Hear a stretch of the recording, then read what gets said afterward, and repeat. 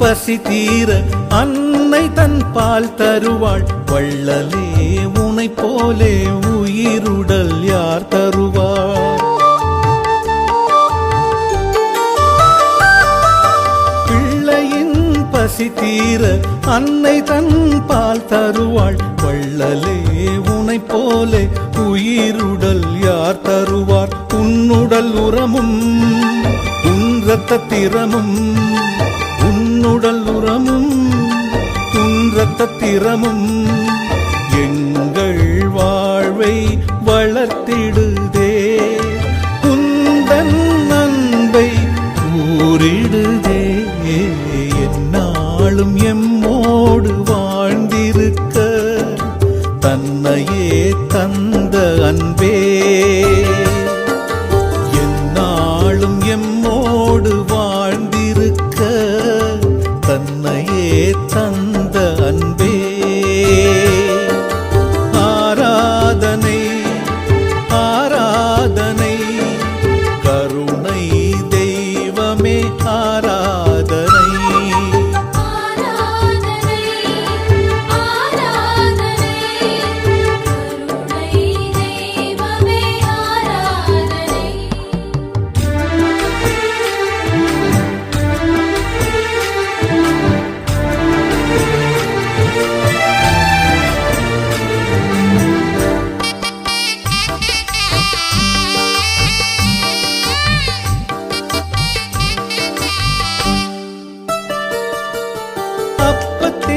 வடிவாக ஆன்மாவை நீ திறந்தாய். ஆண்டவன் பிள்ளைகளே யாவரும் என்றறிந்தோ.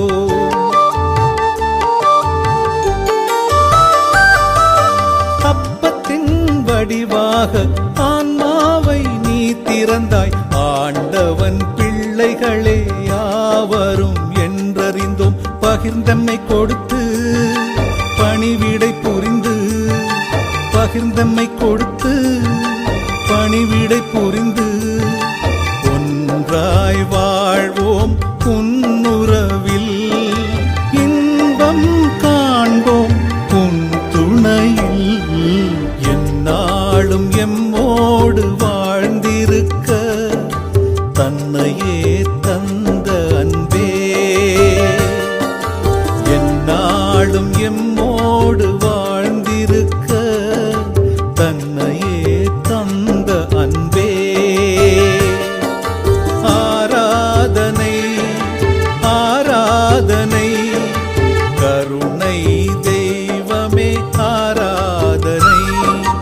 ஆராதனை ஆராதனை கருணை தெய்வமே ஆராதனை. கருணை தெய்வமே ஆராதனை. கருணை தெய்வமே ஆராதனை. ஆகஸ்ட் மாதம் 9ஆம் தேதி, பொது காலம் 18ஆம் வாரம், வெள்ளிக்கிழமை. முதல் வாசகம் இறைவாக்கினர் நாகூம் நூலிலிருந்து வாசகம். அதிகாரம் 1, இறைவசனம் 15, அதிகாரம் 2, இறைவசனம் 2, அதிகாரம் 3, இறைவசனங்கள் 1 முதல் 3 முடிய மற்றும் 6 முதல் 7 முடிய. வெற்றி வெற்றி என்று முழங்கி நற்செய்தி அறிவிப்பவனின் கால்கள் மலைகளின் மேல் தென்படுகின்றன. யூதாவே, உன் திருவிழாக்களை கொண்டாடு, உன் பொருத்தனைகளை நிறைவேற்று. ஏனெனில் தீயவன் உன் நடுவில் இனி வரவே மாட்டான். அவன் முற்றிலும் அழிந்துவிட்டான்.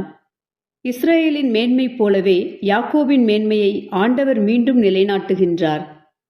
கொள்ளைக்காரர்கள் அவர்களை கொள்ளையடித்தனர். அவர்களின் திராட்சை கொடிகளையும் அடித்து போட்டனர். இரத்தக்கரை படிந்த நகருக்கு ஐயோ கேடு! அங்கு நிறைந்திருப்பது எல்லாம் பொய்களும் கொள்ளைப் பொருளுமே. சூறையாடலுக்கு முடிவே இல்லை. சாட்டை அடிகளின் ஓசை, சக்கரங்களின் கிரீச்சிடும் ஒளி, தாவிப் பாயும் புறவிகள், உருண்டோடும் தேர்கள், குதிரை வீரர்கள் பாய்ந்து தாக்குகின்றனர். வாள் மின்னுகின்றது, ஈட்டி பளபளக்கின்றது. வெட்டுண்டவர்கள் கூட்டமாய் கிடக்கின்றனர். பிணங்கள் குவிந்து கிடக்கின்றன. செத்தவர்களுக்கு கணக்கே இல்லை. அந்த பிணங்கள் மேல் மனிதர் இடறி விடுகின்றனர். அருவருப்பானவற்றை உன்மீது எறிவேன். உன்னை இகழ்ச்சியுடன் நடத்தி பகடிப் பொருளாக்குவேன்.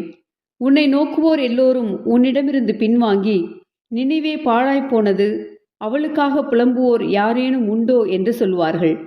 உன்னை தேற்றுவோரை எங்கே தேடுவேன்? ஆண்டவரின் அருள்வாக்கு. இறைவா, உமக்கு நன்றி. நற்செய்தி வாசகம். ஒருவர் தம் வாழ்வுக்கு ஈடாக எதை கொடுப்பார்? மத்தேயு எழுதிய தூய நற்செய்தியிலிருந்து வாசகம். அதிகாரம் 16 வசனங்கள் 24 28 வரை.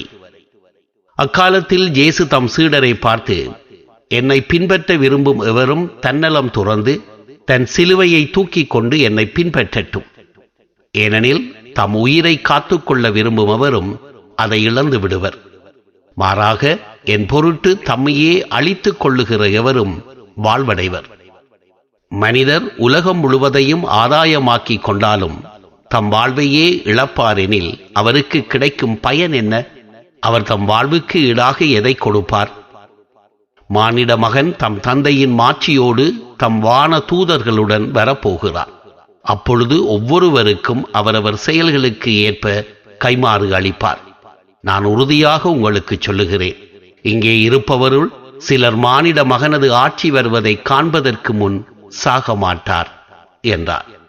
இது ஆண்டவரின் அருள்வாக்கு. கிறிஸ்துவே, உமக்கு புகழ்.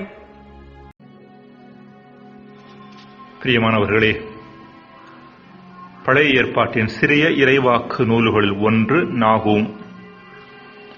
இஸ்ராயேலின் பழம்பெரும் எதிரியான அசிரியாவின் தலைநகரான நினிவே வீழ்ச்சியடைந்த போது மகிழ்ச்சி பாடலாக எழுதப்பட்டதுதான் நாகூம் புத்தகம். அசீரியா ஒரு சாதாரண நாடல்ல, வலிமை வாய்ந்த பலமான நாடு. சாலமோன் அரசனுக்கு பிறகு இஸ்ரேல் நாடு வடநாடு தென்னாடு என்று பிரிந்தது. வடநாடன் இஸ்ரேல் கிமு 722 அழிவுறுவதற்கு காரணமாக இருந்தது அசீரியா. யாவே இறைவன் அசீரியாவை தன் கைப்பாவையாக பயன்படுத்தி பாவத்தில் உழன்ற இஸ்ரேல் நாட்டுக்கு பாடம் புகட்டவே அதை அடிமைப்படுத்தினார் என்று விவிலியம் சுட்டிக்காட்டுகிறது. இருப்பினும் அசீரியா தான் இறைவனது கரத்தில் இருப்பதை உணராமல், தான் இறைவனது கைப்பாவை என்று உணராமல் வெற்றியின் போதையில் மிதந்தது. அகந்தையால் நிறைந்திருந்தது. ஆணவத்தால் தலைவிரித்தாடியது. இறைவனுக்கு எதிராக செயல்பட்டது. எசாயா 10:5-19 வரை உள்ள வசனங்கள். இப்படிப்பட்ட அசீரிய நாடும் அதன் தலைநகரான நினிவேயும் கிமு 7ஆம் நூற்றாண்டின் இறுதியில் அழிவுற்றன. ஆணவம் கொண்டு மற்ற மக்களை கொடுமைப்படுத்தும் எந்த நாட்டையும் ஆண்டவர் தண்டிக்காமல் விடமாட்டார் என்ற செய்தியை தரும் இந்நூல் அகந்தையோடும் ஆணவத்தோடும் அகங்காரத்தோடும் செயல்பட்ட நாட்டின் வீழ்ச்சியை குறித்து மகிழ்ந்து பாடும் கவிதையாக அமைந்துள்ளது. அன்பிற்குரியவர்களே, நம் வாழ்வில் நாம் பல்வேறுபட்ட நல்ல காரியங்களை செய்யலாம். பிறருக்கு பொருளாதார ரீதியாகவோ அல்லது வேறு வடிவத்திலோ உதவி செய்யலாம். நலிந்தவர்களை முன்னேற்றி விடலாம். சமூக பணி செய்யலாம். மற்றவர்கள் தங்கள் தவற்றை உணர்ந்து கொள்ளும் பொருட்டு அவற்றை சுட்டிக்காட்டலாம். விடுதலை பணி செய்யலாம். இப்படிப்பட்ட எல்லா காரியங்களிலும் நாம் இறைவனின் கரத்திலிருந்து அவரது நீட்சிகளாக செயல்படுகிறோம் என்பதை மறந்துவிடக்கூடாது. அதை மறப்பதுதான் அகந்தைக்கும் ஆணவத்திற்கும் காரணமாக இருக்கிறது, அழிவிற்கும் இட்டுச் செல்கிறது. அரசன் ஒருவன் இருந்தானாம். கொஞ்சம் தலைக்கணம் பிடித்த அரசன். அடிக்கடி தன் மந்திரிகளிடமும் அரசவையில் இருந்தவர்களிடமும் கடவுள் பெரியவரா, நான் பெரியவனா என்று கேட்பது வழக்கமாம். மந்திரிகளும் அரசவையினரும் தங்களை காப்பாற்றிக் கொள்ளும் பொருட்டும், அரசனை மகிழ்ச்சிப்படுத்தும் பொருட்டும், நீங்கள் தான் அரசை பெரியவர் என்று சொல்வது வழக்கம். அரசவையில் இருந்த ஒரே ஒரு மந்திரி மட்டும் கொஞ்சம் ஞானியாக இருந்தார். அவர் அரசனின் கேள்வியில் இருந்த முட்டாள்தனத்தை உணர்ந்ததால் அரசன் இப்படிப்பட்ட கேள்வியை கேட்கும் போது அவர் எந்த பதிலும் தருவதில்லை, அமைதியாக இருந்து விடுவார். இது அரசனுக்கு நெருடலாகவே இருந்து வந்தது. எனவே ஒரு நாள் நேரடியாகவே அவரை பார்த்து, மந்திரியாரே, நீங்கள் என்ன நினைக்கிறீர்கள்? கடவுள் பெரியவரா, நான் பெரியவனா என்று கேட்க, அந்த ஞானமிக்க மந்திரி, சந்தேகம் என்ன அரசே, நீங்கள் தான் பெரியவர் என்று பதில் தர அரசனுக்கு மகிழ்ச்சி அடக்க முடியவில்லை. மந்திரி தொடர்ந்தார், நீங்க உங்களுக்கு பிடிக்காத ஒருத்தரை நாடு கடத்தணும் நினைச்சா நாடு கடத்திடலாம், அந்த அதிகாரம் உங்களுக்கு இருக்கு. ஆனா இந்த கடவுள் பாவம், ஒரு மனுஷனை நாடு கடத்தணும் நினைச்சா எங்கே கடத்துவாரு? எல்லா இடமும் தான் அவருடையதாயிற்றே. ஆக கடவுளாலே செய்ய முடியாத நீங்க செய்றீங்க, அப்ப நீங்க தானே பெரியவர் என்று சொன்னாராம். அன்று முதல் அரசன் கொஞ்சம் அடக்கி வாசிக்க ஆரம்பித்தான். அந்த கேள்வியை கேட்பதையும் நிறுத்தினானாம். அன்பிற்குரியவர்களே, இந்த அகந்தை நமது வீழ்ச்சிக்கு மட்டுமல்ல, நம் வாழ்வை முழுமையாக வாழ்வதற்கும் தடையாக இருக்கிறது என்ற செய்தியைத்தான் இன்றைய நற்செய்தியில் நாம் பார்க்கின்றோம். என்னை பின்பற்ற விரும்பும் எவரும் தன்னலம் துறந்து தம் சிலுவையை தூக்கிக் கொண்டு என்னை பின்பற்றட்டும். ஏனெனில் தம் உயிரை காத்துக்கொள்ள விரும்பும் எவரும் அதை இழந்து விடுவார். மாறாக என் பொருட்டு தம்மையை அழித்துக் கொள்ளுகிற எவரும் வாழ்வடைவார் என்கின்ற இயேசுவின் வார்த்தைகளை நாம் இவ்வாறு புரிந்து கொள்ளலாம். என்னை பின்பற்ற விரும்பும் எவரும் அகந்தையை துறந்து தம் சிலுவையை தூக்கிக் கொண்டு என்னை பின்பற்றட்டும். ஏனெனில் தன் அகந்தையை காத்துக்கொள்ள விரும்பும் எவரும் வாழ்வை இழந்து விடுவர். மாறாக என் பொருட்டு அகந்தையை அழித்துக் கொள்ளுகிற எவரும் வாழ்வடைவர். ஜெபம். இறைவா, வாழ்வின் முழுமையாம் உம்மை சுவைக்க தடையாக இருக்கும் அகந்தையை வெற்றி கொள்ள வரம் தாரும். ஆமென்.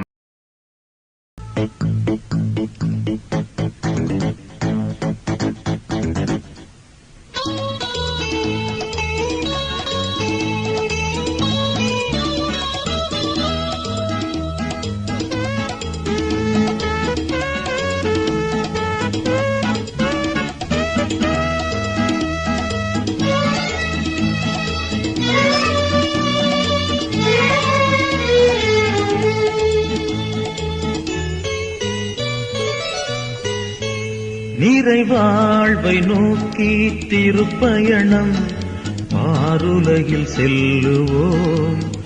அருள் வாழ்வு தரும் வார்த்தைகளால் நன்மைகளை நாம் செய்வோம். நிறைவாழ்வை நோக்கி திருப்பயணம் பாருலகில் செல்லுவோம்.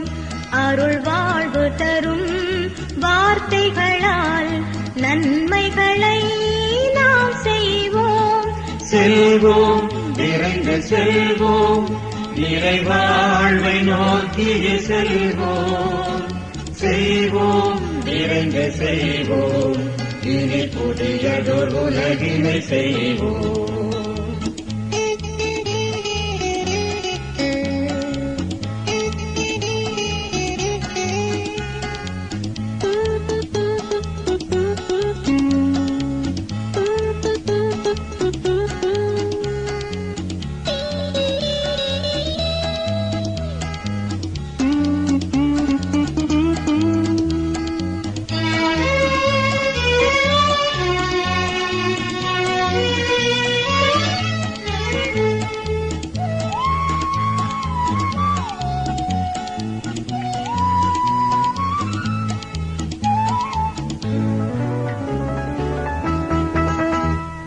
சுமை சுமக்கும் தோள்களுக்கு வலிமையினை ஊட்டுவோம். சுகம் மறந்த மாந்தருக்கு பழமையினை காட்டுவோம். இரு கரங்கள் விரித்திங்கு வாடுவோரை தேற்றுவோம். இரு கரங்கள் விரித்திங்கு வாடுவோரை தேற்றுவோம்.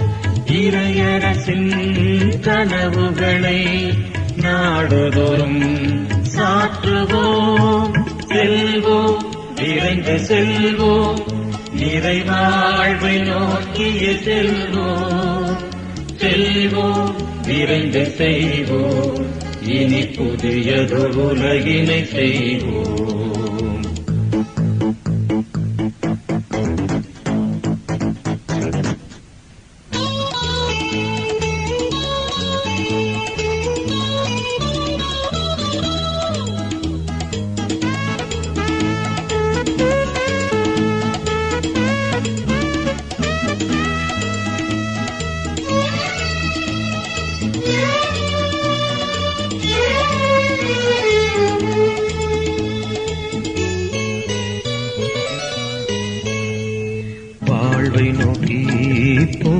இந்த பாதைகள் பயணங்கள்.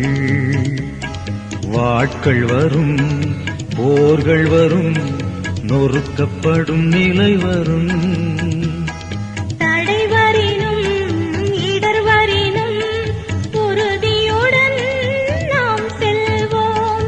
தடைவரினும் இடர்வரினும் உறுதியுடன் நாம் செல்வோம்.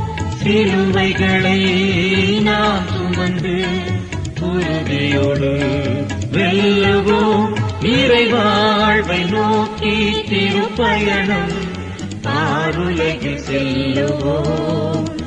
அருள் வாழ்வு தரும் வார்த்தைகளால் நன்மைகளை நாம் செய்வோம். செல்வோம், விரைந்து செல்வோம், நிறைவாழ்வை நோக்கிய செல்வோம். செல்வோம், விரைந்து செய்வோம், இனி புதியதொரு உலகினை செய்வோம். நிறைவாழ்வை நோக்கி திருப்பயணம் ஆருலகில் செல்லுவோம். அருள் வாழ்வு தரும் வார்த்தைகளால் நன்மைகளை நாம் செய்வோம். நிறைவாழ்வை நோக்கி திருப்பயணம் பாருலகில் செல்லுவோம். அருள் வாழ்வு தரும் வார்த்தைகளால் நன்மைகளை நாம் செய்வோம். செல்வோம், விரைந்து செல்வோம், நிறைவாழ்வை நோக்கிய செல்வோம். செய்வோம், விரைந்து செய்வோம், இனி புதியதொரு உலகினை செய்வோம்.